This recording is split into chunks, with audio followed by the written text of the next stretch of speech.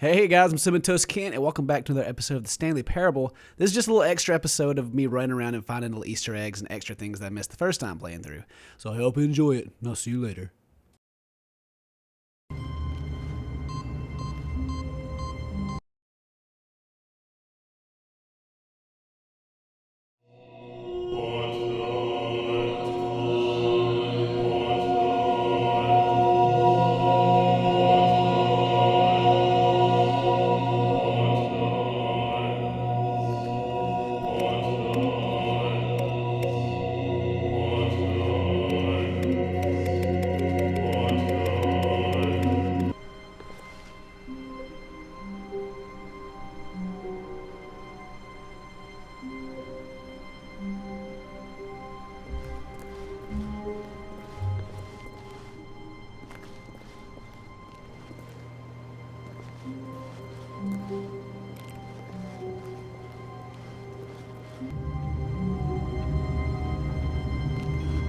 All of his co-workers were gone.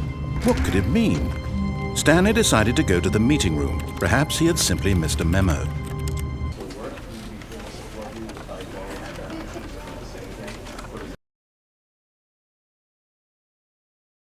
Stanley, this is me being serious. In fact, this is my serious room. It's where I come to be serious. That table is the most serious table I could find. I looked at many tables, hundreds of tables. It's possible I looked at over 1,000 tables. I honestly don't know. The specific number isn't as important as the understanding that of all tables I looked at, this one is the most serious. I relate this story to impress upon you the extent to which this is the most serious room I have, which is why I brought you here. You just tried to activate server cheats, which of course runs the risk of breaking the entire game. You've got no respect for the strict order of scripted narrative events, and I just can't have that. It's time to get serious, Stanley. No jokes, no games. Outside of this room, I might be more tolerant of those things, but now we're in the room. Which is why I'm subjecting you to the most serious punishment I can think of.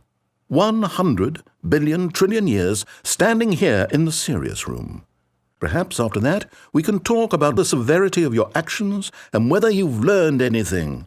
But until then, serious room, go!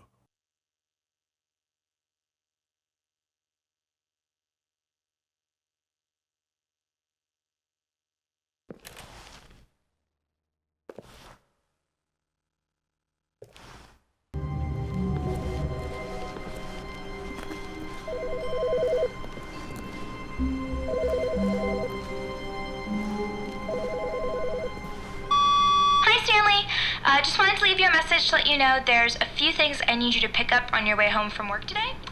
We need milk, cereal, dish soap, spaghetti, get a thing of sugar, some bread, and coffee beans, whichever ones you like. I'll give you a call if there's anything I forgot. Thanks, sweetie. See you tonight.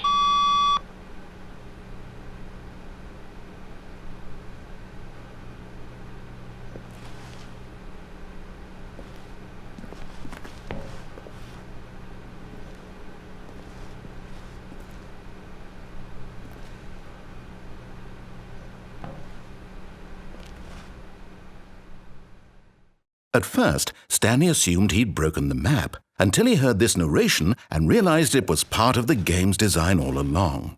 He then praised the game for its insightful and witty commentary into the nature of video game structure and its examination of structural narrative tropes.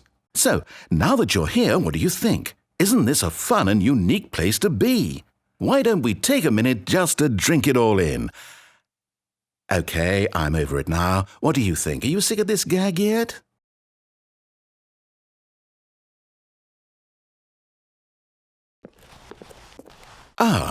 Then in that case we'll continue. But now, here comes the real question.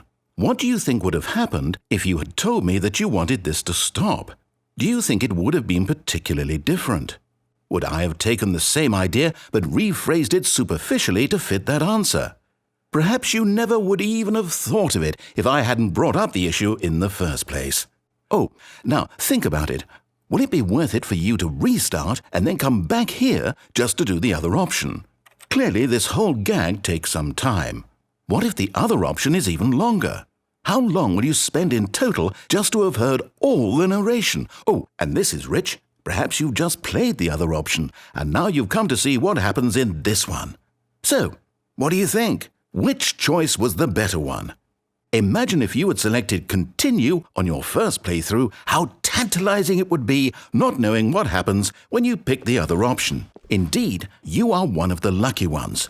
Though if the other option is really miserable to listen to, then perhaps you're not. In fact, I'm just going to say that no one who's listening to this is lucky. Well now, I've built up the other option so much that I'm going to stop talking and leave you to your decision whether to come back here, continue with the game, or just sit in this spot forever and ever. Cheers. Okay, I'm over it now. What do you think? Are you sick of this gag yet? Well, I don't know how to say this politely, but you could literally just hit escape and restart the game any old time you want, like right now. You could have done it just then. Now would also be an appropriate time to quit. Any of these points and so many, many more, all of them are appropriate. I'm enjoying what seems to be an internal conflict going on where you are literally unable to act on your own desires to restart the game. So, just to push the envelope, I'm going to try and make this as miserable as possible and see how long you can maintain. There once was a man named Stanley, who people considered so manly. But the truth must be told, he was not very old and was quite particularly gangly. What Stanley liked most was buttons. He pushed them like some kind of glutton. He did it all day in a meaningful way, but his brain had long ceased to function. Which is why he is in this parable and lives an existence quite terrible. And if you are not strong and keep playing along, you too will become quite unbearable. Yes. You too will become quite unbearable.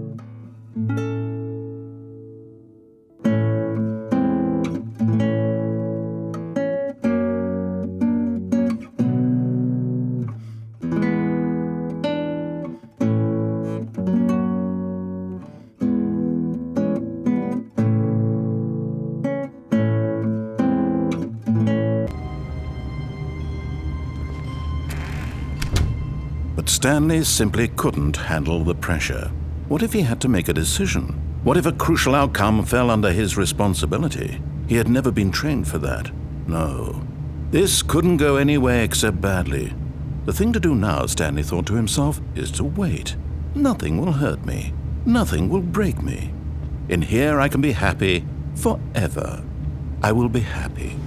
Stanley waited. Hours passed, then days. Had years gone by?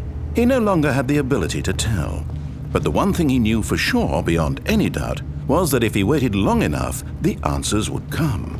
Eventually, someday, they would arrive. Soon, very soon now, this will end. He will be spoken to.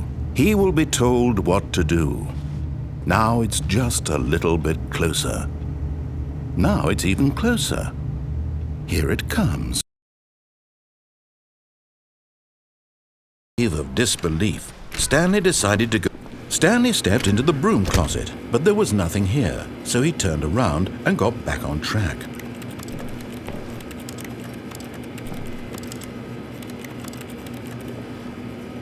There was nothing here, no choice to make, no path to follow, just an empty broom closet.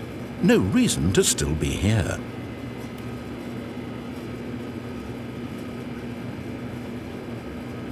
It was baffling that Stanley was still just sitting in the broom closet.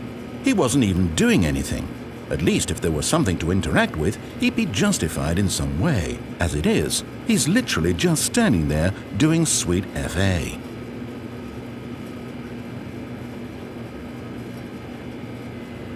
Are you really still in the broom closet?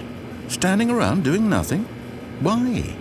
Please offer me some explanation here. I'm genuinely confused.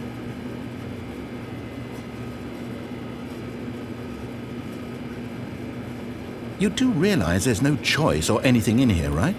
If I'd said Stanley walked past the broom closet, at least you would have had a reason for exploring it to find out. But it didn't even occur to me because literally this closet is of absolutely no significance to the story whatsoever. I never would have thought to mention it.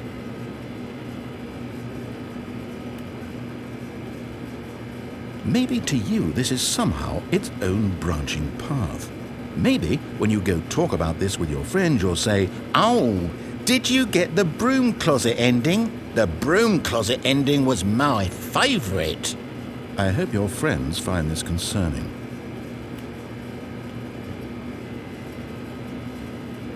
Stanley was fat and ugly and really stupid. He probably only got the job because of a family connection. That's how stupid he is. That or with drug money. Also, Stanley is addicted to drugs and hookers. Well, I've come to a very definite conclusion about what's going on right now. You're dead. You got to this broom closet, explored it a bit, and were just about to leave because there's nothing here, when a physical malady of some sort shut down your central nervous system and you collapsed on the keyboard. Well, in a situation like this, the responsible thing is to alert someone nearby so as to ensure that your body is taken care of before it begins to decompose. Hello? Anyone who happens to be nearby? The person at this computer is dead. He or she has fallen prey to any number of your countless human physiological vulnerabilities. It's indicative of the long-term sustainability of your species. Please remove their corpse from the area and instruct another human to take their place at the computer, making sure they understand basic first-person video game mechanics and filling them in on the history of narrative tropes in video gaming, so that the irony and insightful commentary of this game is not lost on them. All right, when you've done that, just step out into the hallway.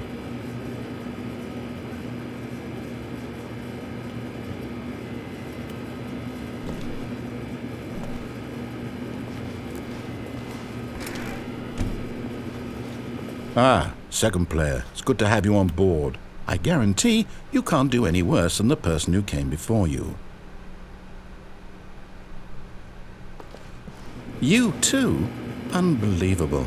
I'm at the mercy of an entire species of invalids. Perhaps there's a monkey nearby you can hand the controls to. A fish? Fungus? Look, you can hammer out the details. I'm not particularly picky.